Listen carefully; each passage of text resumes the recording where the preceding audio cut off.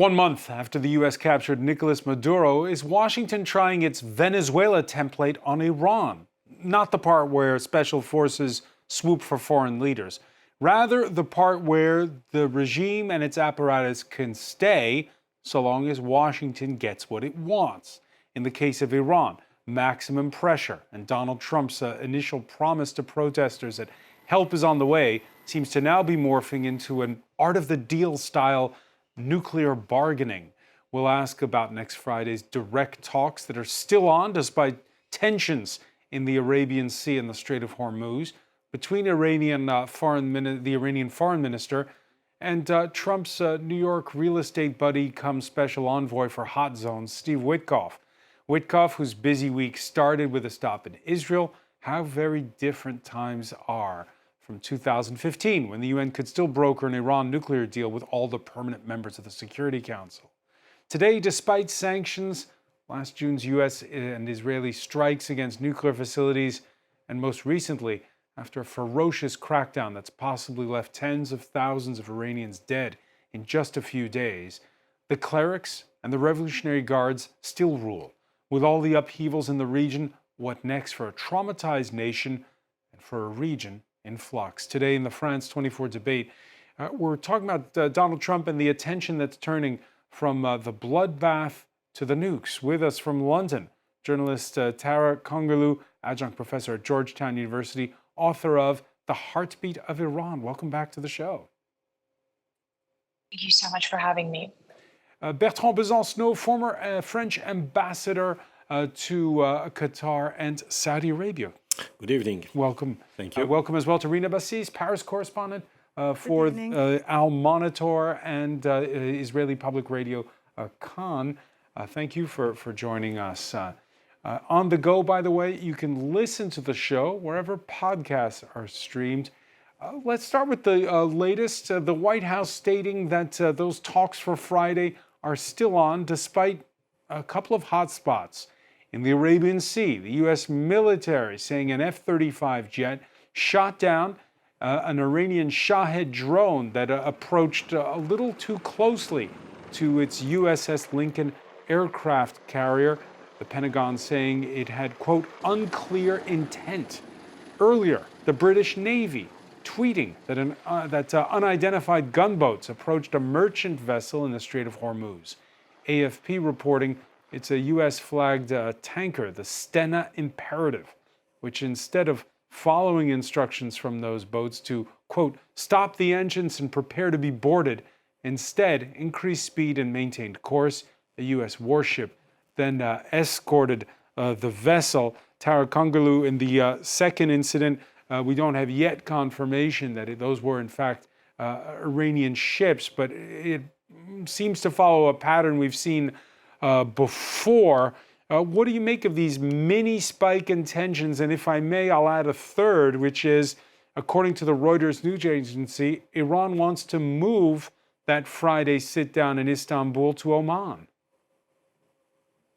Yes, and that was the part that I was going to add. And what I would say is that all of this indicates that the tensions are extremely high, and at any moment, things can change. Let's not forget that Iran and the U.S. were in indirect engagements and negotiations just days before the Israeli attacks hit Iran back in June, which was the start of a 12-day war that really, once again, the Iranian people bore the brunt. As is the case right now, where, as you mentioned, thousands of protesters have been killed, thousands injured, and many arrested. I've been speaking with sources in Iran despite the internet blackout, and all of them are telling me that it's a security state right now. Everyone is fearful to speak. Physicians are being arrested. Protesters who have not been detained are targeted. So we are in an extremely precarious situation that, quite frankly, is affecting millions of civilians in Iran at a time that we are seeing these, altercations as we've seen in the last hour, and also these war of words, the promises that were made by President Donald Trump that many in Iran, again, are regarding as reckless and irresponsible. Donald Trump, as you mentioned, came out just a few weeks ago and promised help to a desperate population that wants change, who came on the streets with their bare hands and paid the highest price with their lives. And he's now interested in making a deal with the Iranian regime. And my biggest question is whether there's a deal, whether there's a strike, where are the Iranian people in all of this? Their grievances, people who, again, paid the highest price with their lives. You're asking, is there a deal? Are you suggesting that he's improvising? Maybe, as you said, this is maybe part of art of the deal. The Iranian regime, as many have been talking about in the past few days and weeks, is at its weakest. So, is it fair to think that Donald Trump is trying to get as much as it can from this weak regime? And then my question is, what is it that they're trying to get aside from the points that we know? And also, what is the Iranian regime getting in return? Is that the lifting of sanctions? To what extent? How and when are we going to see the impact of that? And again, my biggest concern is how is this all going to affect ordinary civilians in Iran, who 51% of them are living below the poverty line? Just to contextualize, because I think audiences keep forgetting that the main grievance of Iranians in Iran is the economy and this repressive regime. If you think about this, the average salary of a teacher in Iran, it's 13 million toman at a time that 1 kilo of meat is 2 million toman. So let that sink in. And right now we have a population that is mourning this tragic loss. It is hopeless and helpless. They have no trust in the regime, but also they have no trust in, quite frankly, the Trump administration. So, all right, let me ask you then, Tara, why would Iran fire a Shahed drone, maybe not at the USS Lincoln, but near it? That's an excellent question. And again, I've been covering Iran for the past 15 years. I covered the nuclear talks in 2015. What I would say is there are various actors, even within the IRGC apparatus. There are rogue, entities and rogue actors who want to sabotage any form of engagement with the West. So that might be those forces that we've seen before in previous engagements where, quote unquote, moderate and reformist camps were engaging in talks with the West, where the more hardline actors would sabotage any form of engagement. I don't know if I have the clear answer to that, but I think there are a lot of actors on all fronts who are against any form of engagement and very much interested in some sort of conflict. Well, on the other hand, there are many who want to, including regional players and countries in the Gulf, who want to see any possibility of a war to mitigate as soon as possible. Bertrand Besancenot, what do you make of it? I think that it is clear for everybody that there is no much trust between Washington and Tehran for the time being. And we are in a situation where before a negotiation, each side wants to show the Americans their military strengths and the Iranian their nuisance capability. So it is quite clear that when you don't have this trust, you have this kind of game where everybody wants to show its muscles and try to, on the American side, to get the most out of this negotiation, and of course from the Iranian side, to try to concede as less as possible. So you have this. So this is a calling card. This isn't a rogue element. No, exactly. So this, I think, is very clear. Both sides don't want to have, for the time being, don't want to have a confrontation, because President Trump thinks that at a time where the Iranian regime is weakened, it is a good opportunity to try to get as much as possible. But you can see that he was talking about many different things on the nuclear, the ballistic, the proxies, and different things. And now he's talking much more about the nuclear issue only, for the time being. And it is exactly what the Iranians are saying from the start. We want to talk only about the nuclear issue. So that means that you have already, from the discussion that have been going on, a minimum of understanding, which doesn't mean at all that, of course, at the end of the day, they would reach a global agreement. The position of both sides are very far apart for the time being. And it is clear that on the other side, Mr. Netanyahu said very clearly, because he would like to finish the work, and he thinks that if the Americans can't get what they want, the military option will be on the table again. All right, so Steve Witkoff, Donald Trump's envoy in Israel this Tuesday. He met with Israeli Prime Minister Benjamin Netanyahu. He was also scheduled to meet with the Army Chief of Staff, Eyal Zamir, the same Zamir who'd first traveled to Washington in the past days, where he exchanged in person with his U.S. counterpart, General Dan Kane. Rina Bassiste, on Monday we were talking with our Jerusalem correspondent. We were thinking, okay, Witkoff is going to Israel. It's officially going to be about Iran, but they're going to really be talking about Gaza. Actually, now, perhaps they really were just talking about Iran. I'm not sure if they were just talking about Iran, but obviously Iran was the main issue. And we had in this meeting with Netanyahu not only Eyal Zamir, but also the head of the military intelligence, Shlomi Binder, who also traveled not long ago to Washington. The chief of the Mossad, David Barnea, also traveled to Washington.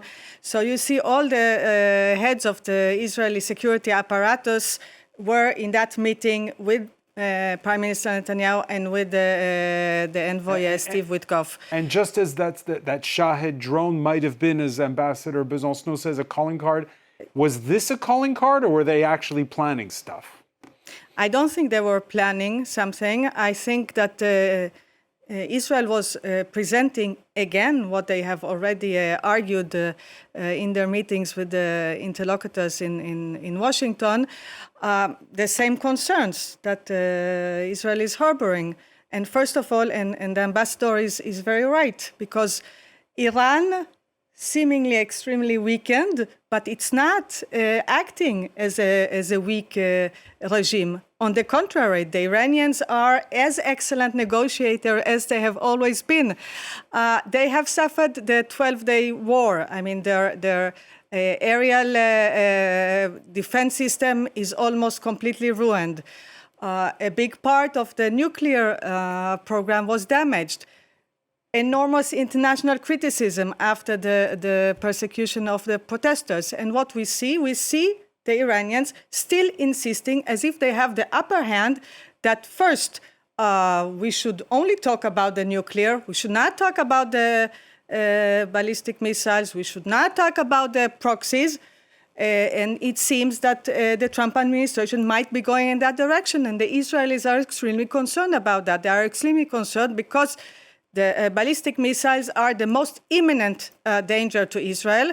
And also the assistance financially or training that Iran is offering Hezbollah, the Houthis, militias in Iraq and Syria, not to talk about Hamas and Islamic Jihad in the Gaza Strip, that's a major concern for Israel. And the way things look now is as if these subjects are not going to be part of the upcoming negotiations, whether it's Istanbul, Ankara, or Oman. Yeah, well, what would Israel prefer? What about this request to move the talks from Istanbul to Oman?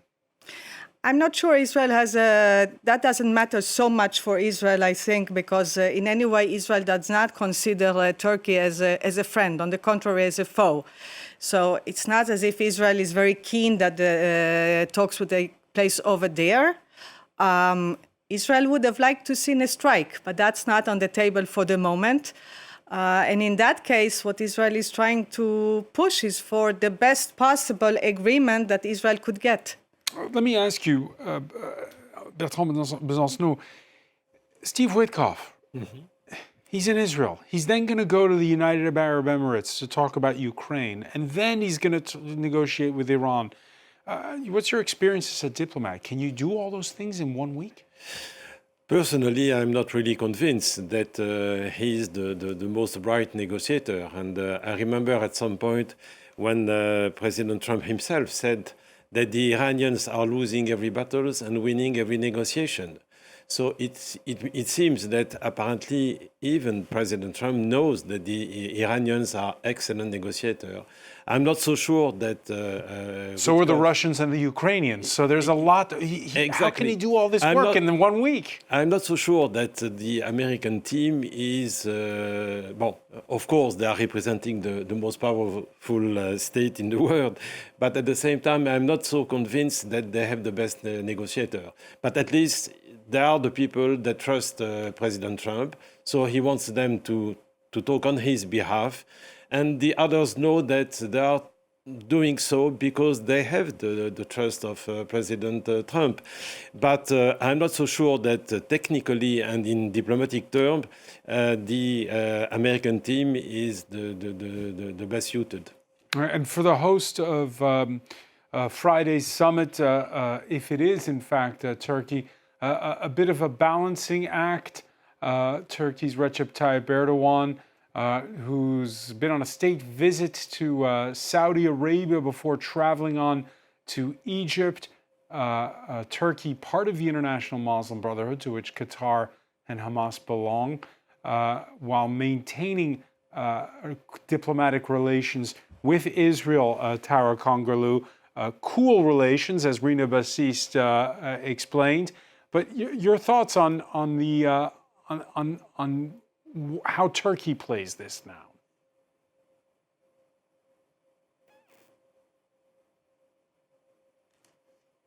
And one that immediately comes to mind is the country's economy in many ways has benefited from Iran's isolation.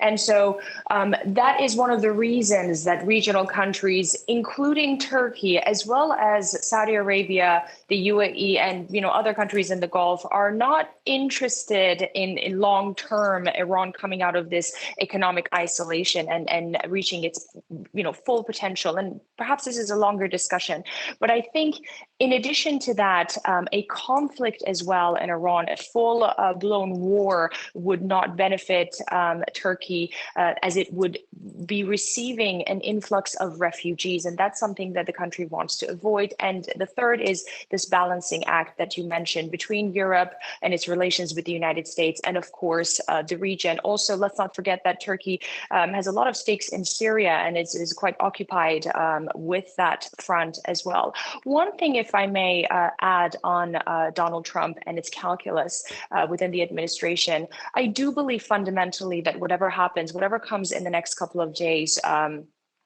is going to be contained because the midterm elections are coming up. We have to look at what's happening domestically in the United States.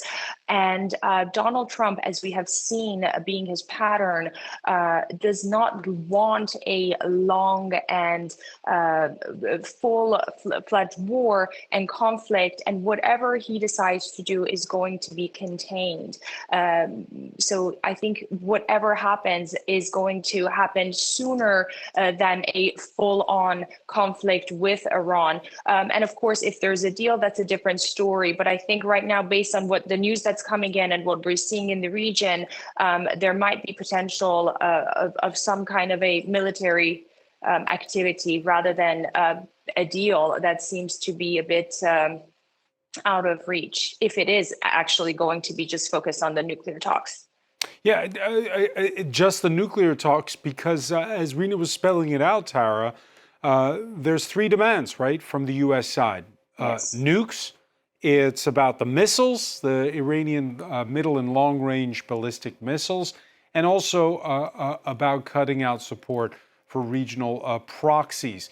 Are demands 2 and 3 there just so they can give way, again, like sort of an art of the deal maximalist stance, or is the U.S. serious?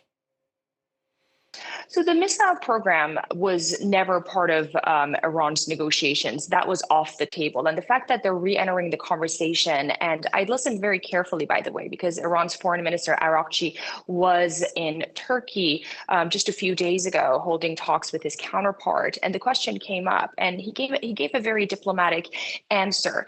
I think what we need to look at from the sort of bird's eye view is the Iranian regime wants to stay in power. They want to hold grip to the regime.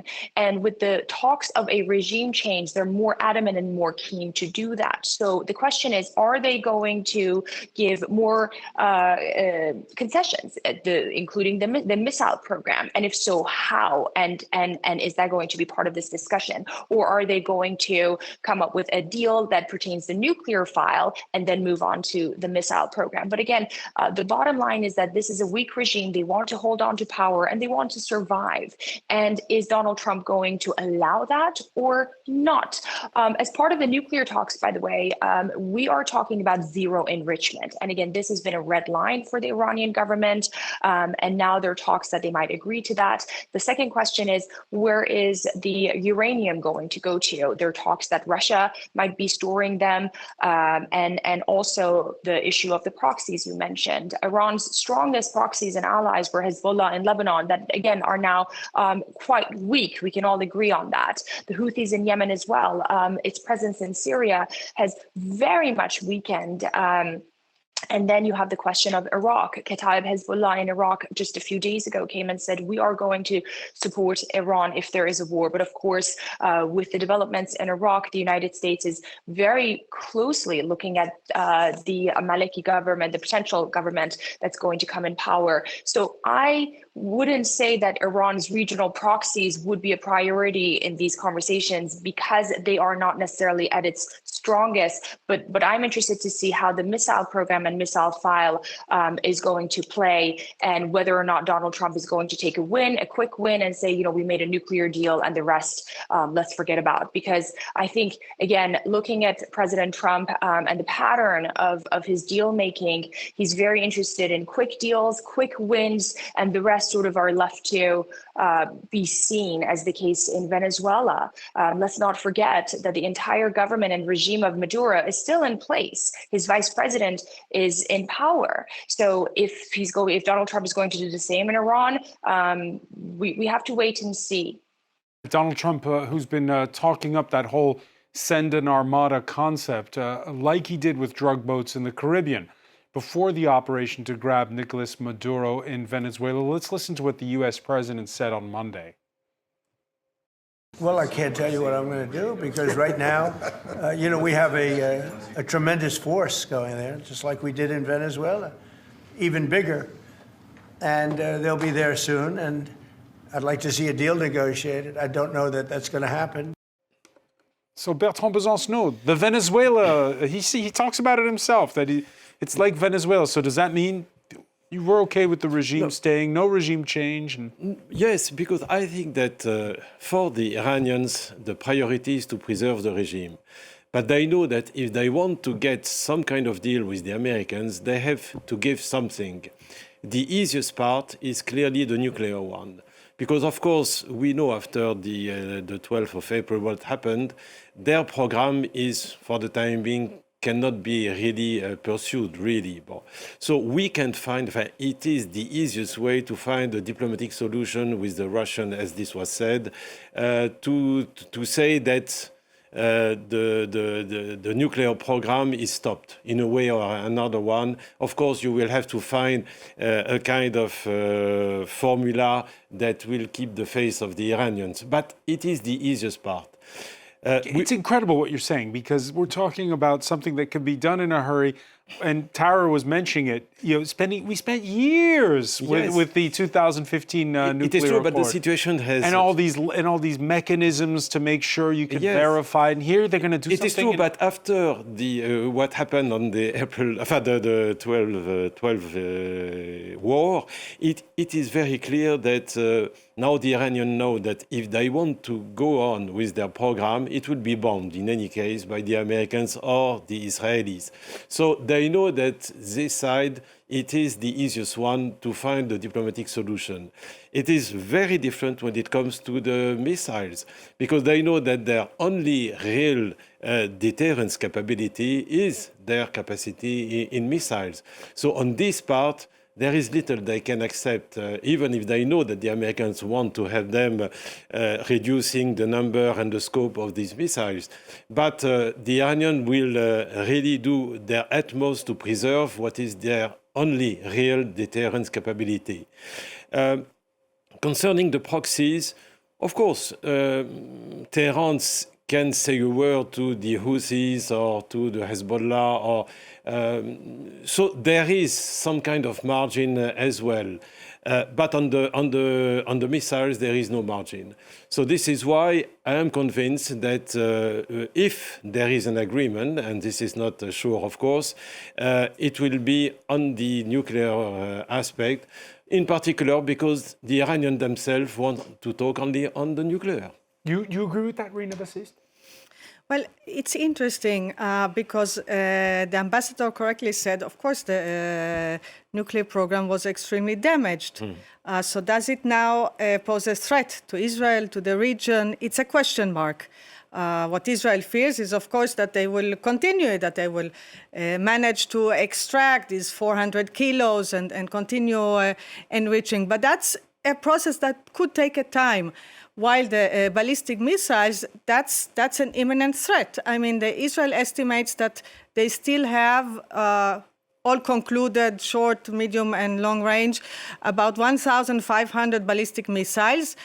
They have a problem with the interceptors to launch them. That's more problematic because the launchers, they were damaged during the 12 days war, but that's something that they can rebuild. So the Israeli concerns are very real. What are the Israelis saying? Okay, the nuclear deal, of course, it's very important for Israel. There will be zero enrichment and so on. But don't forget the ballistic missiles. As the ambassador said, that's a real weapon that they can use. And not only they can use, we saw how they used it. We saw that, and the Iranians know now, after the 12 days war, that they can hurt Israel, that Israel defense is not complete, that they can saturate the Israeli airspace. And it's enough that 1, 2, 3, 4 of these missiles penetrate the Israeli defense, the very layered Israeli defense, to cause extreme damage and many victims. Tara Kangarloo? Indeed. I also believe in the last meeting with the Israeli officials that were in Washington, along with the Saudi defense minister, there was a huge deal signed between the United States arms deal, another, I believe, around $6 billion. So there's a huge concern. And I think it's also the other guests would know more on this. But I think the domestic situation in Israel is also something worth looking at. The faith of Israeli Benjamin Netanyahu, what is going to happen to him, of course, coming out of the nearly 3 years of war in Gaza.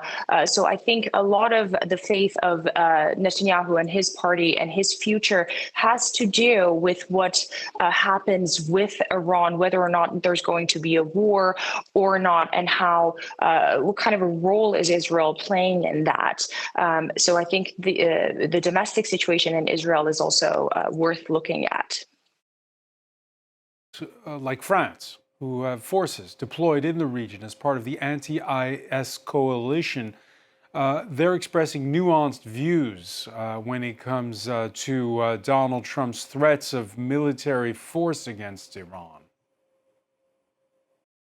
I think Iran's responsibility today is to respect its people. When faced with the revolution that's occurred again, with the terrible repression we saw, so it is to respect its people and to free political prisoners. And then it is to renew discussions, be it on questions about nuclear energy, ballistic weapons, and finally, regional stability. Because there are still lots of militia that destabilize in Iraq, Syria, and Lebanon. Yeah, Emmanuel Macron laying it out there. Rina Bassist, we're seeing events move fast in neighboring Syria, where the United States looks set perhaps for an exit now that they've said to the Kurds, listen, it's time to hand over your weapons to the central government in Damascus.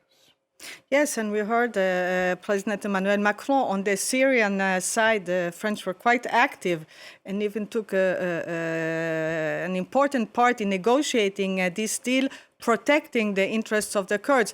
But of course, the deal also changes a lot the situation because it reinforces a new regional order, if you want, where the Iranians are out of Syria. That's very important in the situation that we are seeing. We are seeing Iran out, we are seeing Turkey in, and we spoke earlier about whether or not the negotiations between the Iranian foreign minister and Mr. Steve Witkoff will they take place in Turkey. Turkey has an enormous stake here.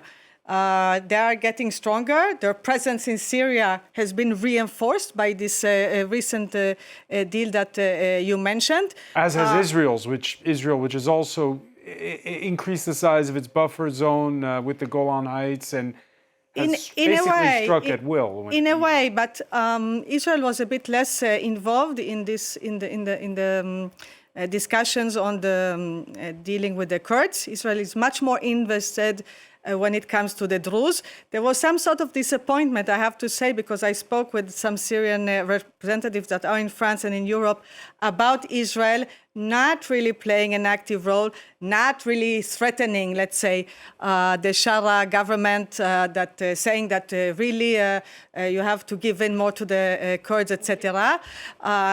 Israel stayed only on the declarative side. But of course, Israel has to take into account all these changes in the region. It is clear that President Trump would like to leave both Syria and Iraq because his priorities are elsewhere.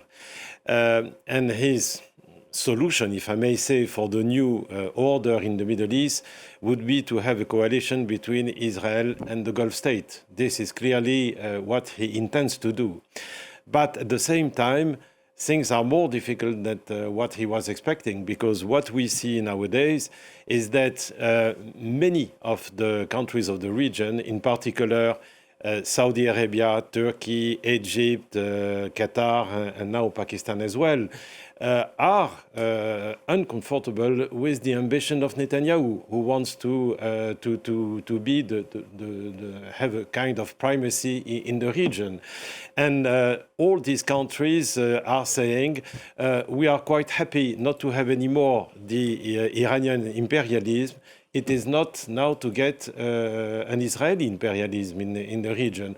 So this is why we are seeing something new in terms of new order in the region, where the big Sunni countries, Saudi Arabia, Egypt, Turkey, Pakistan, and Qatar, are coming together more and more. And we can see Israel, in a way, being isolated from this new situation, because you can see that the pressure on President Trump are coming on one side from Netanyahu, who wants to finish the work, and all the others say, no, we want to have a deal because, of course, we are happy to see the Iranian influence being reduced, but we don't want to have another imperialism, and we want to find a kind of regional arrangement to stabilize the region. So you can see this is the new order, which is starting to appear. In that new order, Tarek Angalu, how do you think that the regime in Tehran feels about the new leader in Damascus, to a large extent, being Turkey's man? I'm going to come to that, but one thing I want to add, right, to the Gulf countries and its relationship with Israel is, I think it's also important to look at Saudi Arabia and the UAE's relationship right now, which is very frosty. And in that, the UAE is closely looking into perhaps warmer ties with Israel. And I think that's something we have to watch very closely. when it comes to Iran's relationship with Syria, of course, we can very easily say it's pretty non-existent. We saw how, for the second time, Syria's President al-Shara went to Moscow, and I was in Syria in September. And when you look at the destruction that the Assad forces, along with its Russian allies, have left in Syria, you wonder, about how, this relationship between this new Syria and Russia will look, and ask, where is Iran in all of this? And from what I can see, Iran really has no presence in Syria's future, at least from what the current government in Syria wants to project. We have to also understand that the Shara government is working extremely closely with the United States, and therefore you can argue Israel. And on top of that, Turkey has a huge role. So what happens what happens in these talks, and quite frankly, the future of the Iranian regime, will of course have an impact in Syria, as well as, of course, Iraq. And again, I mentioned Iraq earlier. It's something that we should not forget. Yeah, and before we go, let's look inside Iran. This Tuesday, life goes on. The big story of the day in the capital was a fire that gutted a bazaar in the western Janat Abad neighborhood. We could perhaps show images of that. There were no injuries reported. The images are quite spectacular. The cause of that blaze unclear. More broadly, ordinary citizens still processing the ruthless crackdown on nationwide New Year's protests. Partner station France 2 spoke with citizens who spoke on the condition that their faces were hidden. It was so awful. Injured people went to the hospital for treatment and were finished off with knives to prevent them from testifying. Many injured people died at home because they didn't want to go to the hospital. Some are buried in their gardens, and many families are afraid to retrieve the bodies of their loved ones from the hospital because they don't want to be identified and repressed. Tara Kungerle, we heard the French president earlier in more of the remarks that you heard in that clip. He went on to say, when asked about regime change, that it's up to the Iranians to decide their own fate. How are they processing what happened at the start of the year? It's just incredible. The amount of trauma, hopelessness, and helplessness is unprecedented. And I've been in touch with so many people in Iran, despite the internet blackout, that in some ways, by the way, continue. And I want to share a story of this woman whose nephew, during the Thursday and Friday protests, was helping in Karaj, outside of Tehran, helping injured protesters who were hit by carrying them over his shoulder and taking them to safe spaces in just his neighborhood.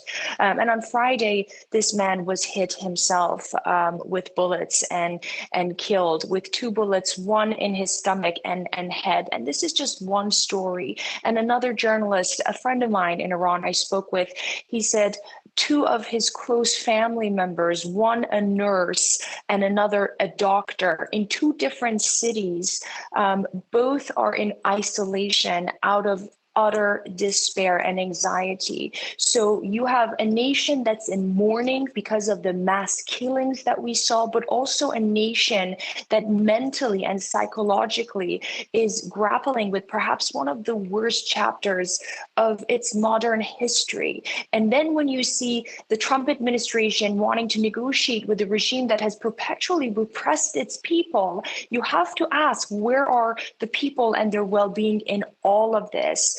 And whatever negotiation and engagement that happens between the United States and Iran, I think that question must be answered, because you have a nation so desperate for change that quite frankly is at a brink. It's a nation of 90 million, Tara. Can you just go and kill any dissident? You know, Iranian regime over the years has done, tactical purge of any form of dissent internally. Some of Iran's brightest who can lead the country and its future are in prison. You have human rights lawyers, activists, figures who are active in various sectors of the society, academics, politicians. These are the people who can make up the future of Iran, who are in prison. So the Iranian regime needs to change its behavior fundamentally. And as in the words of another woman that I spoke with, she said, this is a deck of cards that needs to reshuffle. When you speak with Iranians, the majority of them no longer want this regime. They are disillusioned. So whatever happens needs to be a reshuffling of this police state that has done everything and anything to choke its people and crack down any form of dissent. Again, I go back to that long clip we played of Emmanuel Macron earlier. Can we just, in a parallel universe, talk about nuclear negotiations No. in light of what Tara just told us? No, I think that France and the Europeans in general are much more concerned about this repression which is going on in Iran than President Trump. And it is clear to us that most of the Iranian people would really wish to see this regime disappear. And many of them are hoping that... Is it in bad taste to be holding nuclear talks? Is it in bad taste to be holding nuclear talks? No, but you cannot stay with only the nuclear talks because you have all the other aspects. It is a matter of sensitivity, not only for Israel, but also for the Gulf state and for others, the ballistic capabilities. And there is, of course, also the situation of the Iranian people. And we know that if nothing happened, the population is so much desperate in Iran that we might see a guerrilla aspect of action being taken on. If nothing happened and the government still remains, we can expect to see guerrilla starting in Iran. Rina Bassist? Well, I'll say two things. First of all, if we look back 3 weeks ago when really the threat of an American attack was more imminent, seemed more realistic, the Americans said, okay, it's either we strike and we topple the regime or you come to negotiate, but we have 4 conditions. We talk about the 3, the nuclear, the missile, and the proxies, but there was also on the table the issue of the demonstrations, that the regime in Tehran must commit to stop the persecution. That completely disappeared. It's not on the table. It was very well explained by Tara. It's terrible. It's not on the table anymore. That's one thing. And then on Europe, I agree that the Europeans and the French are very concerned about the humanitarian situation in Iran, but I would also like to remind that it took the Europeans many years, several decades, one would say, and we don't know how many thousands of people killed, to outlaw, to blacklist the Revolutionary Guards, which were responsible not just for what happened December and January. They're responsible for repressions that have taken place for decades. It took these dramatic events for Europe to wake up. All right, we'll have to leave it there for now. I want to thank you so much, Rina Bassist. I want to thank Ambassador Besancenot and Tara Kangarloo for being with us from London. Thank you for joining us here in the France 24 debate.